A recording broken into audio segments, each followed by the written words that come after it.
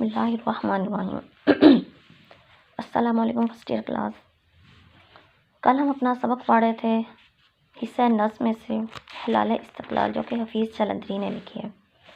پہلے 4 شعر ہم نے اس میں پڑھے تھے، اور ایک آزاد ملک کے لیے جو ایک پرچم کی اہمیت ہوتی ہے اس حوالے سے ہم پڑھے ہیں کہ ایک جو پرچم ہے اس کی ہماری زندگی میں کیا اہمیت ہے۔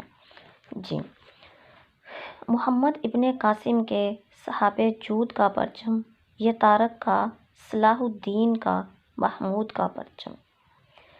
اس شعر میں بھی شاعر جو ہیں اس نے مختلف تلمیحات استعمال کی ہیں۔ محمد بن قاسم جو ہیں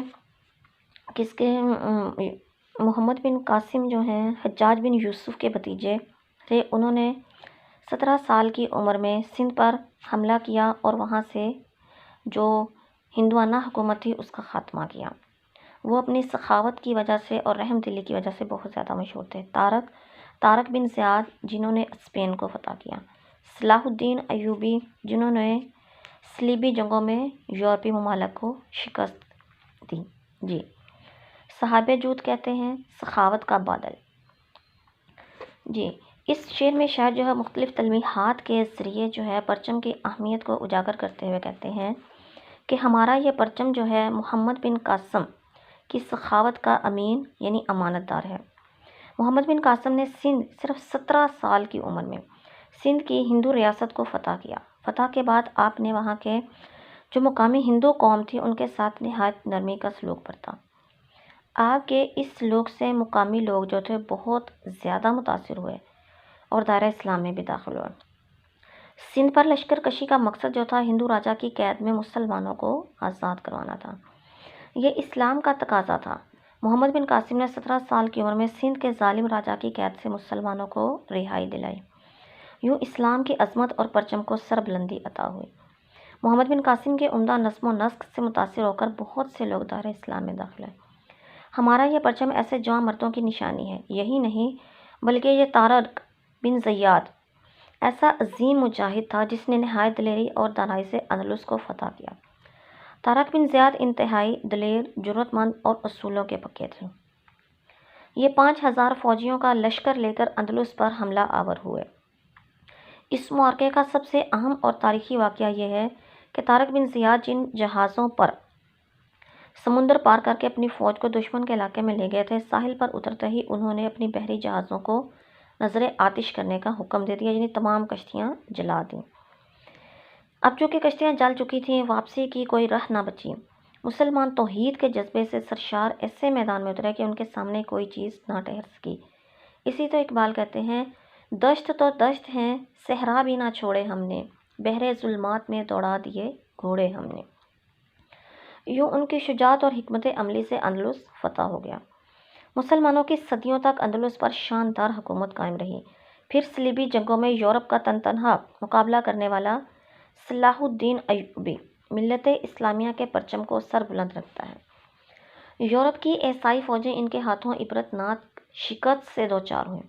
اسلام کے پرچم کو سر بلند رکھے ہوئے محمود غزنوی نے برصغیر پاک و ہند پر 17 حملے کیے اور بت شکن کا لقب پایا۔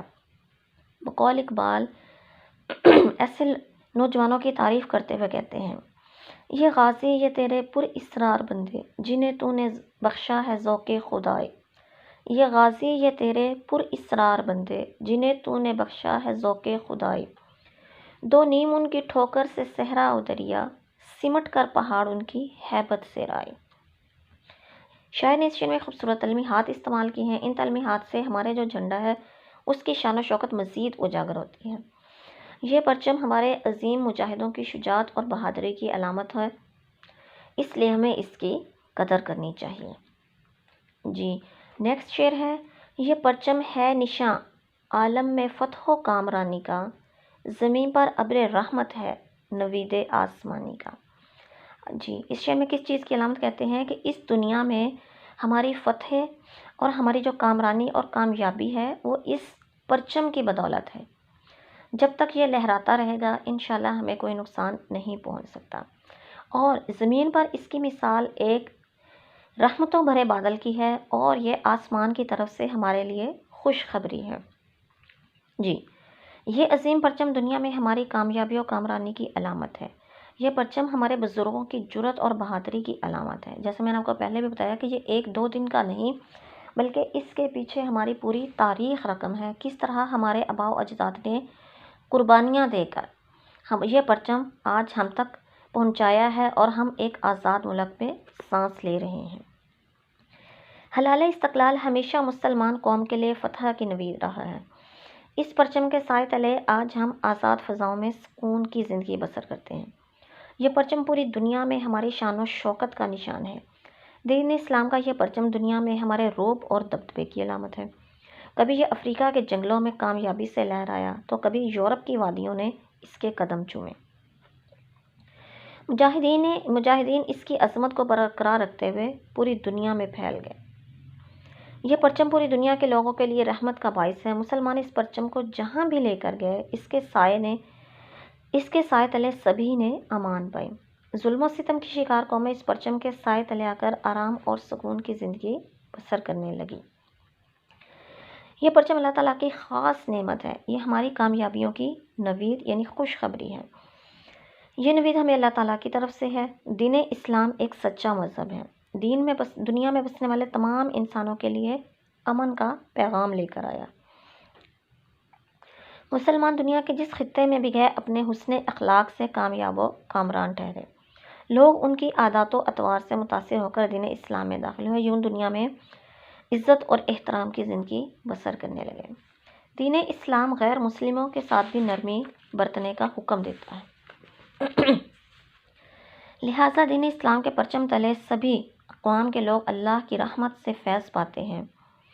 یہ پرچم اللہ تعالیٰ کی طرف سے کامیابی کی خوشخبری ہے۔ یہ اللہ کی خاص عطا ہے۔ یہی وجہ کہ اس پرچم کی دنیا سے باطل کا خاتمہ ہوا اور حق جو تھا وہ عیاں ہو گیا۔ جی، اس کا آخری شعر ہے: یہ پرچم ہے روایات عظیم الشان کا پرچم، یہی پرچم ہے استقلال پاکستان کا پرچم۔ روایت کی جمع قدریں، مسلمانوں کی اقدار، سچ بولنا، ایمانداری، وعدہ پورا کرنا، وقت کی پابندی کرنا، دوسروں سے حسن سلوک سے پیش آنا اور جان نثار اپنے جذبات پر دوسروں کے جذبات کو فوقیت دینا، یہی مسلمانوں کی عظیم الشان قدریں ہیں۔ استقلال پاکستان کے استقلال اور ثابت قدمی کی نشانی ہے۔ جی، یہ عظیم الشان پرچم ہماری اعلیٰ اقدار کا امین ہے۔ یہ پرچم روشن ایمان، مضبوط اتحاد اور عمدہ نظم و نسق کی مثال ہے، امن کی علامت اور ظلم و ستم کے خاتمے کا پیغام ہے۔ جی، اور دور اول کے جو مسلمان ہیں ان کے استقلال اور جد و جہد کا انعام ہے۔ یہ پرچم جس علاقے میں لہرایا وہاں خوشحالی اور امن و امان کا بول بالا ہوا۔ ظلم کی چکی میں پسی ہوئی انسانیت نے چین کا سانس لیا۔ اس پرچم کی روایات کو اپنا کر انسان دنیا اور آخرت کی کامیابی سے ہمکنار ہوا۔ اس کے جانشین جہاں بھی گئے وہاں امن اور خوشحالی کی نئی تاریخ رقم ہوئی۔ امن کے یہ سفیر نہایت نرم و مزاج، خوش اخلاق اور صبر جیسی صفات کے حامل تھے۔ اس پرچم کے جانشین اللہ تعالیٰ کے سفیر ہیں جن کا کام دنیا کی اصلاح اور دین کی بلندی کے سوا کچھ نہیں۔ بقول حالی یہی ہے عبادت، یہی دین و ایمان کہ کام آئے دنیا میں انسان کے انسان۔ جی، حفیظ کہتے ہیں کہ اس کے جانشین عورتوں، بوڑھوں اور بچوں پر کبھی ہاتھ نہیں اٹھاتے بلکہ ان کی امان میں آ جانے والا ہر فرد محفوظ ہو جاتا ہے۔ محبت، رواداری، امن اور اصلاح کی جد و جہد ان کے اہم فرائض ہیں۔ مزید کہتے ہیں کہ یہ پرچم ہماری عظیم الشان روایات کا علم بردار ہے۔ یہ پرچم پاکستان کی سرزمین پر لہرا رہا ہے۔ یہ پاکستان کی مضبوطی اور استحکام کی علامت ہے۔ اس کو بلند رکھنے کے لیے ہزاروں مجاہد جام شہادت نوش کر چکے ہیں۔ اس کی عظمت برقرار ہے۔ اس کی حفاظت کے لیے پاکستانی فوج دشمنوں کے سامنے سیسہ پلائی دیوار بن کر سرحدوں پر کھڑی ہے۔ بقول سیف الدین سیف: اے وطن تو نے پکارا تو لہو کھول اٹھا، اے وطن تو نے پکارا تو لہو کھول اٹھا، تیرے بیٹے تیرے جاں باز چلے آتے ہیں۔ جی اسٹوڈنٹس، یہ تھی ہماری آج کی نظم حلال استقلال۔ امید ہے کہ آپ لوگوں کو سمجھ آ گیا ہوگا۔ آپ لوگوں نے اس کی تشریح بہت اچھے طریقے سے تیار کرنی ہے۔ جی نیکسٹ اس کی مشق ہے۔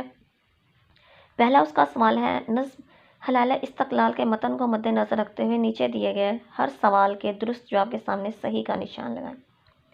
پہلا ہے جی، شاعر نے کسے ابر رحمت کہا ہے زمین پر؟ نمبر 1 ہلالی پرچم کو، نمبر 2 مال اور دولت دنیا کو، اشاعت اسلام کو، یا خوشحالی کو؟ تو کسے کہا ہے؟ ہلالی پرچم کو۔ نمبر 2 پہ ہے، سیف اللہ سے کون سی شخصیت مراد ہے؟ طارق بن زیاد، محمود غزنوی، خالد بن ولید، یا صلاح الدین ایوبی؟ تو یہاں پر خالد بن ولید۔ نمبر 3 پہ ہے، حلال خنجر قومی کن کا عطیہ ہے؟ مجاہدوں کا، شہیدوں کا، سیاست دانوں کا، یا فوجوں کا؟ تو اس کا تھا شہیدوں کا۔ جی نمبر 2 سوال ہے کہ اس نظم میں شامل تلمیحات کی۔ سب سے پہلے ہم نے سیف اللہ پڑھا۔ سیف اللہ سے مراد حضرت خالد بن ولید ہیں، جنہیں یہ لقب رسول پاک صلی اللہ علیہ وآلہ وسلم نے عطا کیا، یعنی اللہ کی تلوار۔ جی طارق بن زیاد بنو امیہ کے جرنیل تھے۔ 711 میں ہسپانیہ کی حکومت پر قبضہ کر کے یورپ میں مسلم اقتدار کا آغاز کیا۔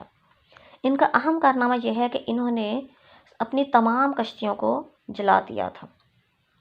جی اور طارق بن زیاد نے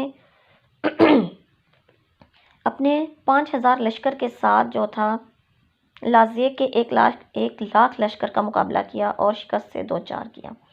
ایک ہی دن میں اس معرکے کا فیصلہ ہو گیا۔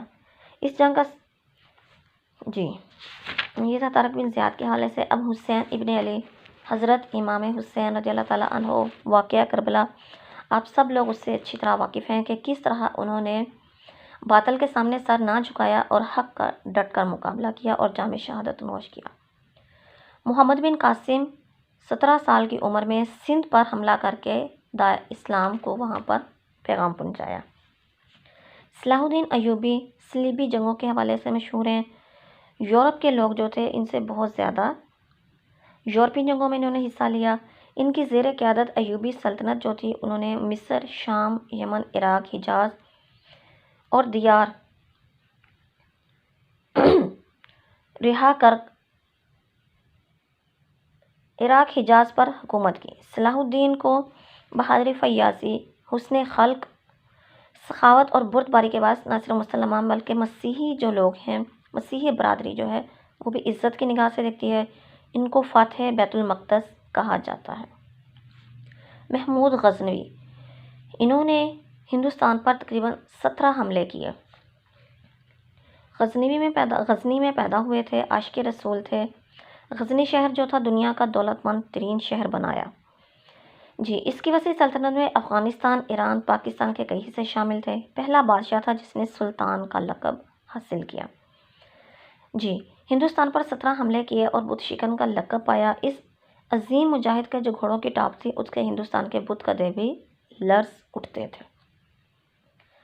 جی تراکیب کی وضاحت کریں۔ انگشت شہادت، شہادت کی انگلی، جس سے ہم تحیات کے درمیان اللہ تعالیٰ کی وحدانیت کا اقرار کرتے ہیں اور حضرت محمد صلی اللہ علیہ وسلم کو اللہ کا آخری رسول مانتے ہیں۔ حلال خنجر قومی، حلال پہلی رات کا چاند، چونکہ اس میں ہلکا سا خام ہوتا ہے جو بالکل خنجر کے مانند دکھائی دیتا ہے، اس لیے اس کو حلال خنجر کہا جاتا ہے۔ شمع ملت، ملت کی شمع مراد اسلامی دنیا، دین اسلام۔ صحاب جود، سخاوت کا بادل، بہت زیادہ سخی۔ فتح و کامرانی، فتح اور کامیابی۔ ابر رحمت، رحمت کا بادل، مراد دین اسلام۔ نوید آسمانی، آسمان کی طرف سے حاصل ہونے والی خوشخبری۔ جی اسوہ مردانہ، اسوہ طور طریقے کو، نمونے کو کہتے ہیں، مردانہ بہادری کو۔ یہاں سے مراد حضرت امام حسین کا طور طریقہ ہے۔ جی اس نظم کا خلاصہ جو ہے وہ آپ لوگوں نے تیار کر کے آنا ہے۔ جی فرسٹ ایئر کلاس، آج کا ہمارا سبق یہیں پہ ختم ہوتا ہے۔ تب تک کے لیے اللہ حافظ۔